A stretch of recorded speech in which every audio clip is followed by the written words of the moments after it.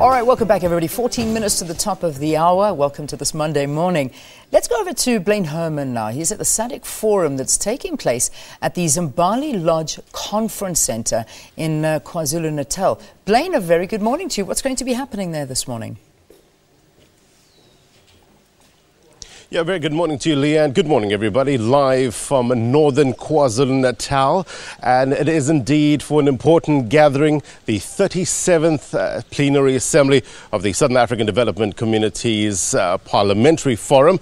What is that, you ask? Indeed, it is a mouthful. Well, basically, it's a platform for parliaments and parliamentarians to actually improve and promote regional integration in the SADC region. And this is done through parliamentary involvement. Now, when we're talking about regional integration, we're actually talking about the partnerships as well as the agreements between neighboring states. And this can range anywhere between social, economic and political cooperation. Now, we have 14 members of the SADC present here in KwaZulu-Natal today, and they will be here for the rest of the week and largely represented by the National Assembly speakers in the various parliaments. And we have the likes of, including South Africa, Mauritius, Malawi, Mozambique. We have Angola, Botswana, the DRC, Lesotho's here. Remember, Lesotho's in the news with regards to the security concerns in that area. We'll find out if that's going to be discussed at this forum. Namibia, Tanzania, Seychelles, Swaziland, Zambia and Zimbabwe. They're all here trying to cement relationships and that actually better the lives of the citizens that dwell within the Southern African Development Community region. Let's get more insight now. I'm joined by independent analyst Dr. Bheki Mngomezulu. He's live with us here. Thank you very much indeed for your time, Doctor. Firstly, it's billed as an important gathering, isn't it? Just give us a sense of how important this gathering is in terms of the SADC region. Yeah, thank you very much. I think this gathering is very important. It happens at a time when the SADC region is facing a number of difficulties, politically speaking, and also economically.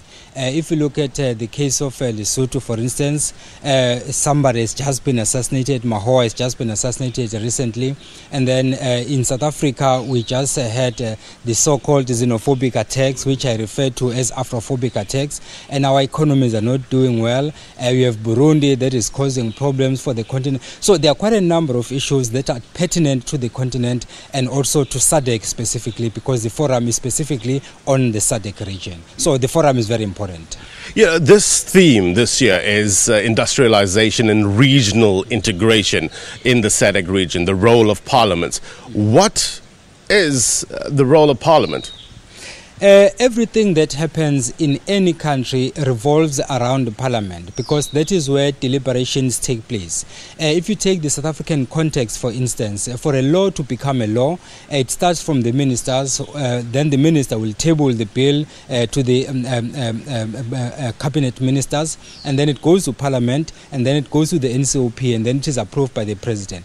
But generally speaking, everything that happens in a country has to happen via parliament in a democratic institution. So these other countries are democratic countries. So it goes without saying, therefore, that whatever happens in terms of regional integration, in terms of industrialization, will have to be happening around these kinds of laws and policies that are agreed upon. And these countries have to agree on the way forward in political terms and also in economic terms, so that the region can then go forward together instead of one country progressing when the other country is left behind. So that is the broader context within which the forum is held.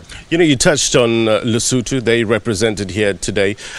In terms of how that situation in that country, we know about the security concerns in that country. How can that situation be handled here, or should it be handled at this forum? As we recall, South Africa has been saddled with the responsibility of bringing political calm in the region.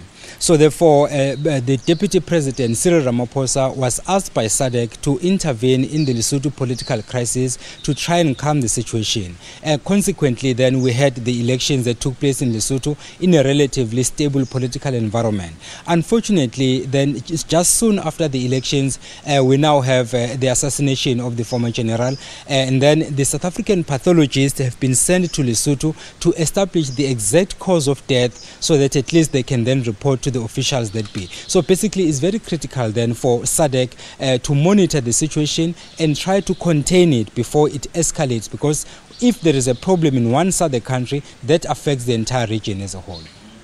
Doctor, there's many pertinent issues that will be discussed here at the forum. There's going to be a number of roundtables, a number of plenaries. One of the discussions are going to revolve around the free movement of people in Southern Africa. How important is it to have that conversation at this time?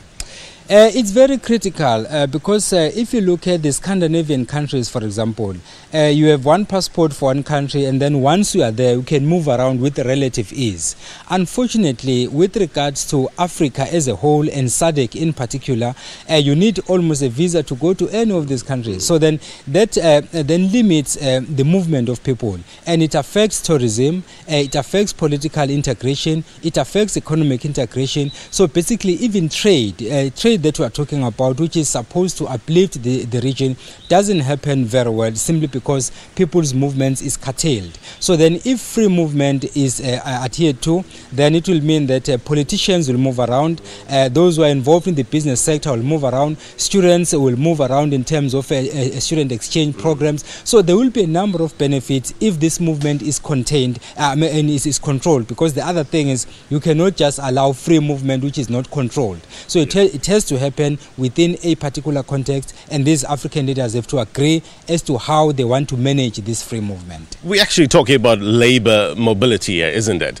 For instance, if a country has a surplus of doctors, they can be useful to assist other neighboring states whose healthcare systems are inefficient or inadequate. Is that what we're talking about, isn't it? Absolutely. But I think in doing that, we have to learn from history.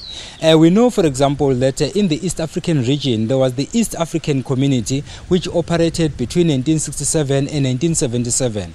One of the reasons why the EAC was disbanded was simply because countries pushed national interest as opposed to regional interest. So then when the SADC region decides to have this free movement of people and regional integration, they have to consider those kinds of experiences and establish what happened when Kenyans were complaining that they didn't want Tanzanians and vice versa. So therefore, they have to look at that history and look at what didn't work and then try to do things differently this time around. Dr. Mngomezulu, that's all. We'll have to leave it. Pertinent issues indeed that will emanate from the 37th Plenary Assembly of the Southern African Development Community's Parliamentary Forum. It is indeed an important forum today. We're going to keep you up to date with all the latest from here, but for now, it's back to Johannesburg.